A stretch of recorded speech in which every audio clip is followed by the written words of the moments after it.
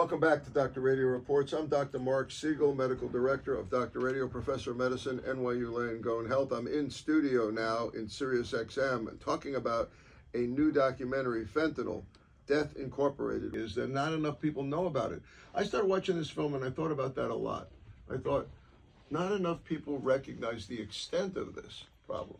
And fentanyl is problematic because of how pervasive it is.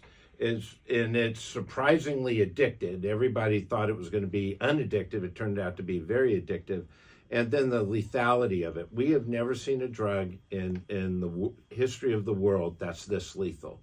Literally 1 grain of rice equivalent of fentanyl would kill 15 people. And we have 4% of the world's population, 38% of the world's fentanyl consumption, and 66% of the world's global deaths from fentanyl, with 4% of the population. So clearly, this is an issue that has to be addressed. China is supplying ingredients to Mexico that are making everybody addicted to fentanyl and killing people. Dr. Marbut, talk about that. Yeah, so we thought if we were going to do it, it was important to go through the history, and it was important to hit the history of the opium wars, because that's where it all started. Now, back then it was organic opioids, not synthetic, but you can't understand China's response without understanding the opium war. So we start there and then go to Purdue Pharma, which is really the start of the modern fentanyl crisis in the United States. Go after China and secure the borders and go after the cartels in Mexico. You knock down one cartel, 2 are going to pop up. If there's a market here, if there's money to be made, if we're 4% of the world's population and we're consuming nearly 40% of the fentanyl in the world, there's billions of dollars to be made by China and by Mexico and by the biker gangs in Canada.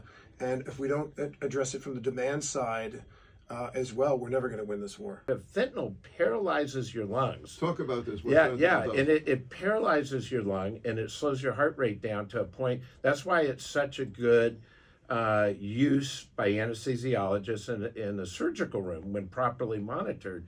But on the street, you don't monitor it, and it basically gets your lungs breathing almost to zero, and it stops your heart. My final thought is that people have to understand this is not just affecting poor people and minorities and homeless people and mentally ill people. The woman who founded YouTube lost her son at Berkeley last year, a freshman at Berkeley at a party, and he took whatever they gave him, and 18-year-old kid, never woke up the next day. This is affecting everybody, educated, uneducated, affluent, poor, white, minorities, everybody. But there is hope. Thank you, Dr. Marc. Appreciate your time today. Oh, wonderful. This was great fun.